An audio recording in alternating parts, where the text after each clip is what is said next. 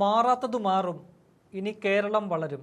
ഇതായിരുന്നു ഇക്കഴിഞ്ഞ നിയമസഭാ തെരഞ്ഞെടുപ്പിൽ BJP മുന്നോട്ട് വെച്ച മുദ്രാവാക്യം. ആ മുദ്രാവാക്യം ഏതാണ്ട് ശരിയായി വരുന്നുവെന്നാണ് നമുക്ക് മനസ്സിലാക്കാൻ സാധിക്കുന്നത്. നിയമസഭാ തെരഞ്ഞെടുപ്പിൻ്റെ ഫലം വന്ന മെയ് 4-ന് അത് നമ്മൾ കണ്ടതാണ്. ചരിത്രത്തിലാദ്യമായിട്ട് 3 BJP സ്ഥാനാർത്ഥികൾ വിജയിച്ചു വന്നു.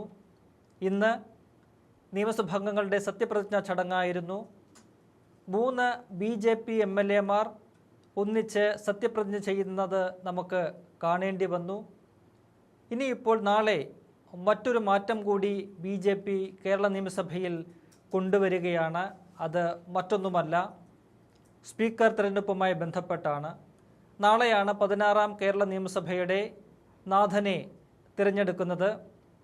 ഭരണകക്ഷിയായ UDF തങ്ങളുടെ സ്പീക്കർ സ്ഥാനാർത്ഥിയായിട്ട് മുതിർന്ന കോൺഗ്രസ് നേതാവ് തിരുവഞ്ചൂർ രാധാകൃഷ്ണനെ ഇതിനോടകം തന്നെ പ്രഖ്യാപിച്ചിട്ടുണ്ട്.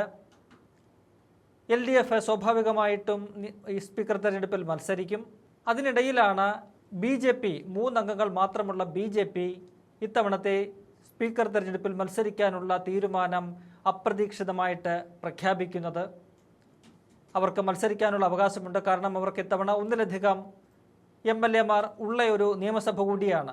അവർ കൊല്ലം ജില്ലയിലെ ചാത്തന്നൂർ നിയമസഭാ മണ്ഡലത്തിൽ നിന്നും വിജയിച്ചു വന്ന BB ഗോപകുമാറിനെയാണ് തങ്ങളുടെ സ്പീക്കർ സ്ഥാനാർത്ഥിയായിട്ട് പ്രഖ്യാപിച്ചിരിക്കുന്നത്. അല്പം മുമ്പ് നിയമസഭാ സെക്രട്ടറിക്ക് മുൻപാകെ BB ഗോപകുമാർ തൻ്റെ നാമനിർദ്ദേശ പത്രിക സമർപ്പിക്കുകയും ചെയ്തിട്ടുണ്ട്. എന്തായാലും 102 അംഗങ്ങളുള്ള UDF സ്പീക്കർ തെരഞ്ഞെടുപ്പിൽ വിജയിക്കുമെന്ന കാര്യത്തിൽ യാതൊരു സംശയവുമില്ല.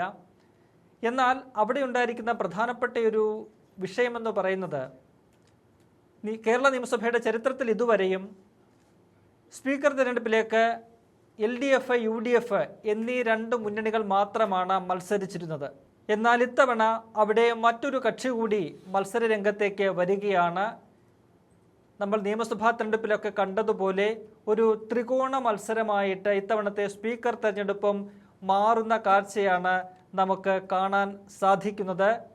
BJPക്കും ഒപ്പം തന്നെ LDF-നും കാര്യമായിട്ടുള്ള ഒരു മാറ്റവും ഈ തെരഞ്ഞെടുപ്പിൽ വരുത്താൻ കഴിയില്ല. എങ്കിൽ പോലും ഇതുവരെയുള്ള കേരള നിയമസഭയുടെ ചരിത്രത്തിൽ നിന്നും വിഭിന്നമായ ഒരു ദിനം അത് നാളെ രചിക്കപ്പെടാൻ പോവുകയാണ് എന്നതാണ് ഏറെ പ്രധാനപ്പെട്ട ഒരു കാര്യം. എന്തായാലും UDF-നെ സംബന്ധിച്ച് 102 അംഗങ്ങളുണ്ട്. അതിൽ സ്പീക്കർ സ്ഥാനാർത്ഥിക്ക് വോട്ടുണ്ടാകില്ല. അങ്ങനെയെങ്കിൽ 101 വോട്ടുകൾ UDF-ന് ലഭിക്കേണ്ടതാണ്. എന്നാൽ അവിടെ കോൺഗ്രസിന് ചില ആശങ്കകൾ ഉണ്ട് എന്നാണ് മനസ്സിലാക്കാൻ കഴിയുന്നത്. കാരണം BJPയുടെ സ്പീക്കർ സ്ഥാനാർത്ഥിയായിട്ട് മത്സരിക്കുന്ന BB ഗോപകുമാർ മുൻപ് കോൺഗ്രസ്സുകാരനായിരുന്നു. കോൺഗ്രസിൻ്റെ ചാത്തന്നൂരിലെ സമുന്നതനായിട്ടുള്ള നേതാവായിരുന്നു. അദ്ദേഹത്തിന് അവിടെ SNDP യൂണിയൻ്റെ ഒക്കെ ഭാരവാഹിയും ആ രീതിയിൽ മികച്ച ഒരു പ്രവർത്തകനായിട്ട് മുന്നോട്ട് വന്ന ഒരു വ്യക്തിയാണ്. അദ്ദേഹത്തെ പാർട്ടിയിൽ നിന്നും പുറത്താക്കിയ ശേഷമാണ് ഗോപകുമാർ BJPയിലേക്ക് പോവുകയും പിന്നീട് അദ്ദേഹം അവിടെ ചാത്തന്നൂരിലെ സ്ഥാനാർത്ഥിയായിട്ട് വരികയും ഒക്കെ തന്നെ ചെയ്തത്.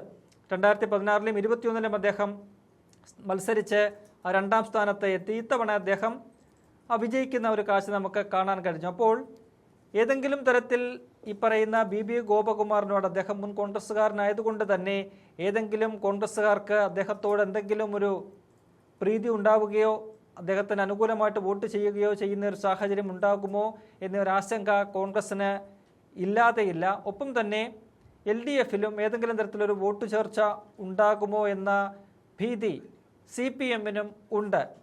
എന്തായാലും അത്ഭുതങ്ങളൊന്നും പ്രതീക്ഷിക്കുന്നില്ല. നാളെ തിരുവഞ്ചൂർ രാധാകൃഷ്ണൻ തന്നെ സ്പീക്കറായിട്ട് തിരഞ്ഞെടുക്കപ്പെടും, അക്കാര്യത്തിൽ യാതൊരു സംശയവുമില്ല. എങ്കിൽ പോലും വലിയൊരു മാറ്റം ഇവിടെ ഉണ്ടായിരിക്കുന്നു. മാറാത്തത് മാറും എന്നുള്ള BJPയുടെ ആ ഒരു ടാഗ് ലൈൻ അത് ഇതിനോടകം തന്നെ കേരളത്തിൽ ഫലവത്തായി വന്നിരിക്കുകയാണ്. അതിൻ്റെ മറ്റൊരു ദിനമായിരിക്കും നാളെ എന്നതാണ് ഏറെ പ്രധാനപ്പെട്ട ഒരു കാര്യം.